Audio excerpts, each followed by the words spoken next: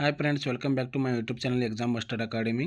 So ಈ ಒಂದು ವಿಡಿಯೋದಲ್ಲಿ ನಾನು BCom second semester investment management ಏನೊಂದು SCP ಸಿಲೆಬಸ್ ಇದೆಯಲ್ಲ, ಆ ಸಿಲೆಬಸ್ ವೈಸ್ ಏನಿದೆಯಲ್ಲ, ಯೂನಿಟ್ ವೈಸ್ ಏನಿದೆ ಇಂಪಾರ್ಟೆಂಟ್ 2 ಮಾರ್ಕಸ್ ಆಗಿರ್ಬೋದು, 5 ಮಾರ್ಕಸ್ ಆಗಿರ್ಬೋದು, 10 ಮಾರ್ಕಸ್ ಆಗಿರ್ಬೋದು ಮತ್ತು 15 ಮಾರ್ಕಸಿಂದ ಏನಿದೆಯಲ್ಲ ಕೇಸ್ ಸ್ಟಡಿದು ಇಂಪಾರ್ಟೆಂಟ್ ಕ್ವಶನ್ಸ್ ನೋಡೋಣ.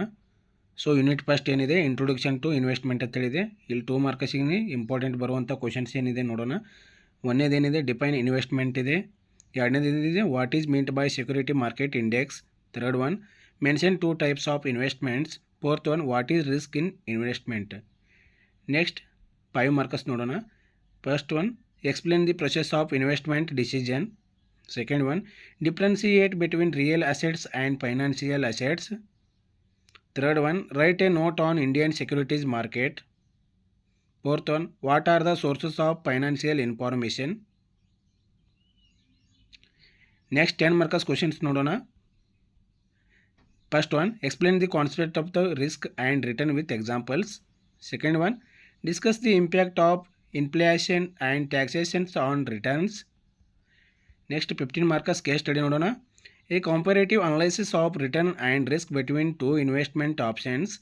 Example given, real estate versus mutual funds over 5 years, factoring inflation and taxation. Next, Unit 2 ನೋಡೋಣ. ಫಿಕ್ಸ್ಡ್ ಇನ್ಕಮ್ ಸೆಕ್ಯೂರಿಟೀಸ್ ಅಂತ ಹೇಳಿ ಕರಿತೀವಿ. ಸೊ 2 ಮಾರ್ಕಸ್ ಕ್ವಶನ್ಸ್ ನೋಡೋಣ. First one define bond. Second one what is a credit rating. Third one mention any 2 types of bonds. Next 5 marks questions ನೋಡೋಣ. Explain any 2 types of bond risks.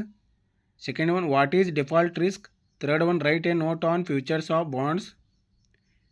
Next 10 markers questions ನೋಡೋಣ. Explain the methods of estimating bond yields with formulas. Second one, describe the types of bonds with examples. Next 15 markers questions ನೋಡೋಣ. Case study ಇದು bond valuation problem using yield to maturity YTM method including calculating present value and risk evaluation. Third unit ಏನಿದೆ equity analysis. 2 marks questions ನೋಡೋಣ.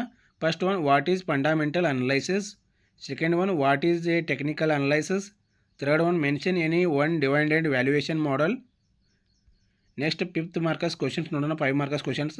First one explain the price earnings approach to equity valuation. Second one what is the efficient market hypothesis. Next 10 marks questions ನೋಡೋಣ. First one discuss the fundamentals versus technical analysis. Second one ಏನಿದೆ explain the dividend capitalisations models in details. Next 15 marks case study ಏನಿದೆ equity valuation of a company using the Gordon's growth model or PE ratio with company data for 3 years ಅಂತ ಕೊಟ್ಟಿದ್ದಾರೆ. Next 4th unit ಏನಿದೆ portfolio analysis and derivatives. 2 marks questions ನೋಡೋಣ. First one what is portfolio. Second one, define diversifications. Third one, what is a financial derivative? Next 5 markers questions ಏನಿದೆ. First one, explain the concept of portfolio risk and return. Second one ಏನಿದೆ briefly describe the mutual funds. Third one ಇದೆ what is the role of derivatives in portfolio management. Next ಏನಿದೆ 10 markers questions ನೋಡೋಣ. First one, discuss the different types of mutual funds. Second one, explain the significance of diversifications in reducing risks. Next 50 markers questions ಏನಿದೆ construct an investment portfolio with 3 assets, calculate expected return vacancies and comment on risk diversifications. Next unit 5 ಏನಿದೆ SEBI and investor protection ಅಂತ ಹೇಳಿದೆ. 2 markers questions ನೋಡೋಣ. First one what is SEBI. Second one mention any 2 functions of SEBI. Third one what is insider trading. Next 5 marks questions ನೋಡೋಣ. First one explain the rule of SEBI in investor protection.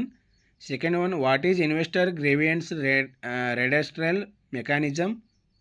10 marks questions ನೋಡೋಣ. First one describe the regulatory framework and functions of SEBI. Second one explain the various methods of investors protections adopted by SEBI. Next ಏನಿದೆ 15 marks case study ನೋಡೋಣ. A case of insider trading or fraud in the Indian market, analyse how SEBI handled it and what mechanisms were used for the investors redressal. So ಇಲ್ಲಿ ತನಕ ಏನಿದೆ investment management ಏನು second sem ಇದೆಯಲ್ಲ important 2 Marcus 5 Marcus 10 Marcus and 15 Marcus questions ನೋಡಿದ್ವಿ. So ನಿಮಗೆ video ಇಷ್ಟವಾದಲ್ಲಿ like ಮಾಡಿ, subscribe ಮಾಡಿ, ಹಾಗೆ ನಿಮ್ಮ ಸ್ನೇಹಿತರಿಗೆ ಶೇರ್ ಮಾಡಿ. ಸೊ ಈ ಪೂರ್ತಿ ಒಂದು ಕ್ವಶನ್ಸ್ ಏನಿದೆಯಲ್ಲ, ಇಂಪಾರ್ಟೆಂಟ್ ಕ್ವಶನ್ಸ್ ವಿತ್ ಆನ್ಸರ್ಸ್ ಬೇಕಾದರೆ ನೀವು ಕಮೆಂಟ್ ಮಾಡಿ ತಿಳಿಸಿ. ಸೊ ಅದರ ವಿಡಿಯೋ ನೆಕ್ಸ್ಟ್ ವಿಡಿಯೋದಲ್ಲಿ ಅಪ್ಲೋಡ್ ಮಾಡ್ತೀನಿ. ಧನ್ಯವಾದಗಳು.